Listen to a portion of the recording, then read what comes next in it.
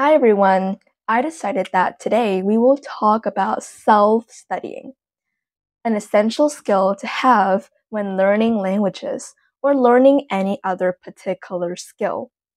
So first of all, what is the exact definition of self-study? Self-study means when you are able to study by yourself, gain more useful knowledge by yourself.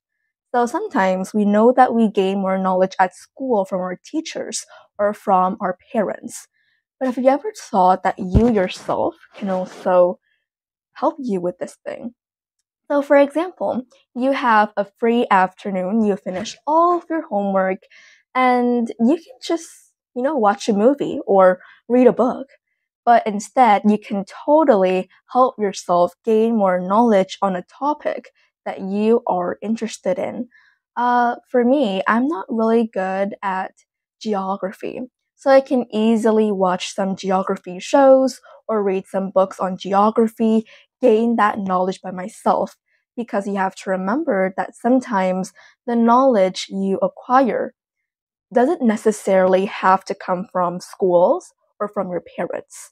You can gain more knowledge by yourself really easily. And because this channel is mostly about English and learning languages, I will specifically talk about how you can self-study the English language. It does not have to be so difficult. It can be super easy with the right tool and with the right tip. Okay, so we all know that in English, we have to learn vocabulary and grammar.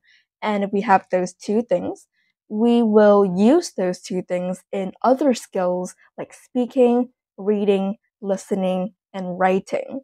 So first off, let's talk about how we can self-study the vocabulary section.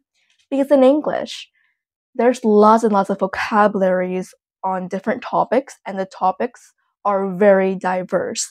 So how do you usually learn them by yourself? I would really recommend you choose to learn vocabularies based on topics. For example, today I will learn some vocabularies about jobs or about culture. So those are the topic that I choose to learn vocabularies from.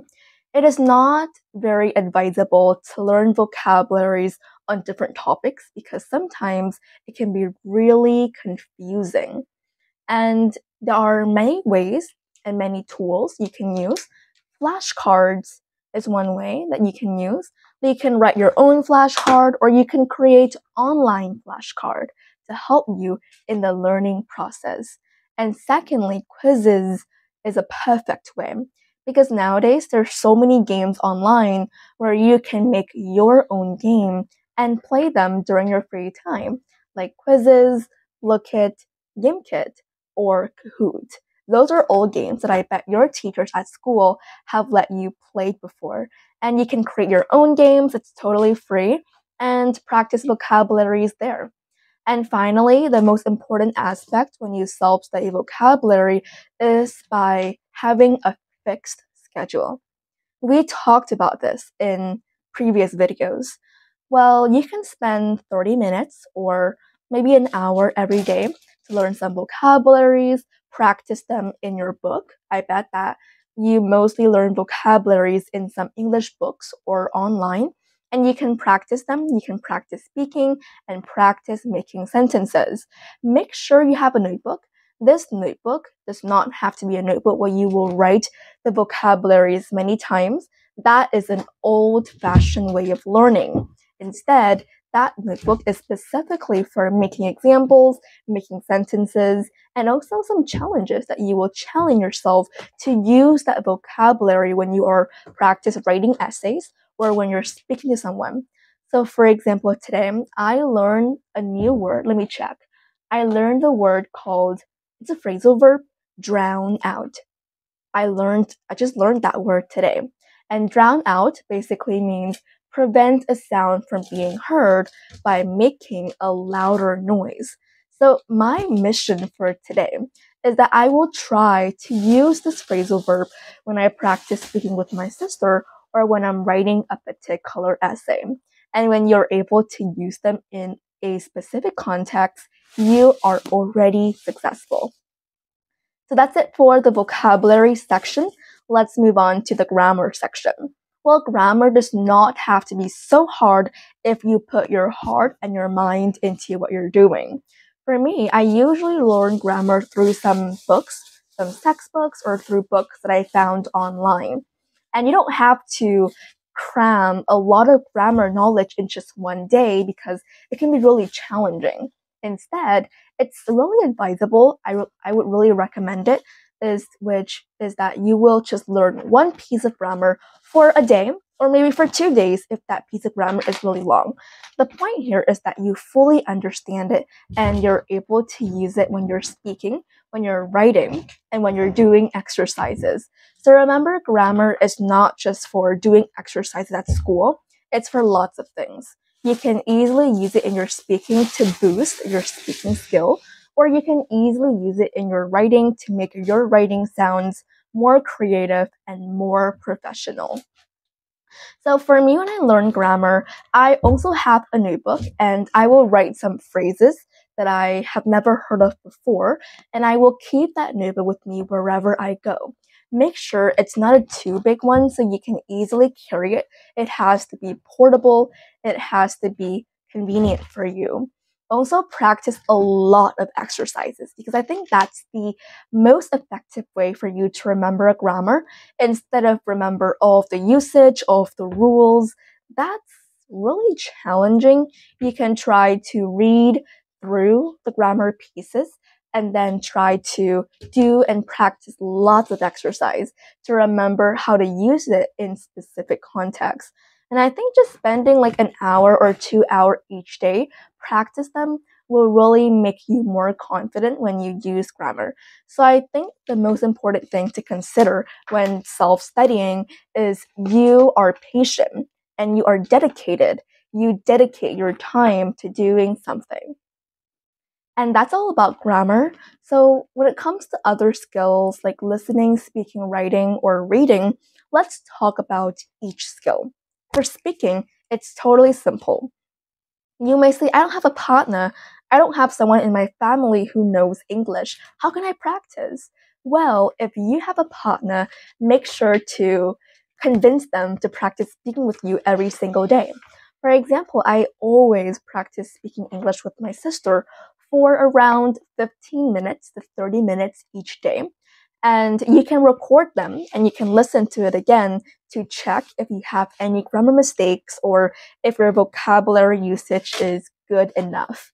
Well, in case you do not have a partner, I'm sure that there are so many free websites out there that can help you with your speaking. Like, I would really recommend this website called Speech Ace, like speech and ace.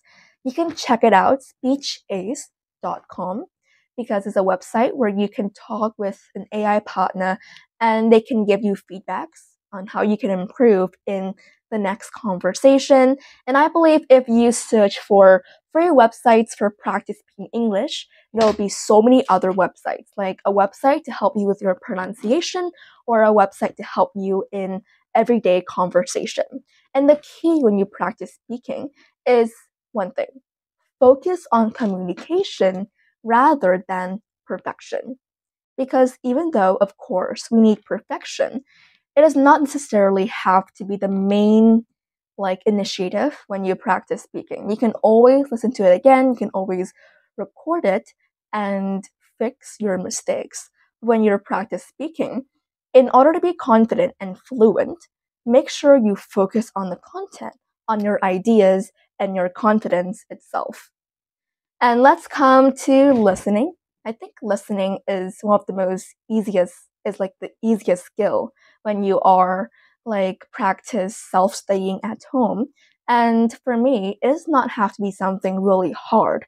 Like, you can practice listening wherever and whenever you go.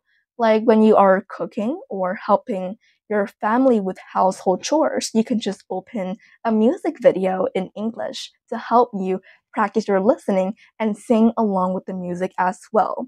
Or spend some time every single day to listen to some news will also boost your confidence and your understanding of the English language. And finally, if you are like a higher English learner and you want to test your listening skill, you can always try some listening tests on YouTube. Just search for listening tests. If you are a beginner, an intermediate, or upper intermediate, or advanced, then search for the listening test that is suitable to your English level. We have 2 skills left, which is reading, right? So for reading, I think the only way to get good at reading is to read lots of books you like, and to read lots and lots of news.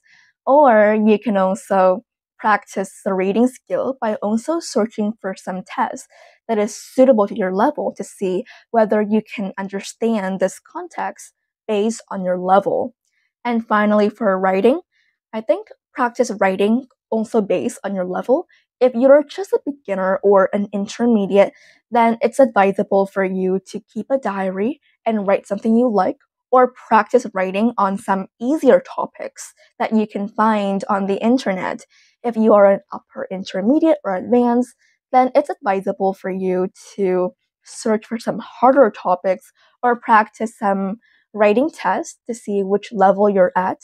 And there's many sources, many AI websites that can check your grammar totally for free. So you don't have to worry about whether you don't have a partner or a teacher to help you in the process.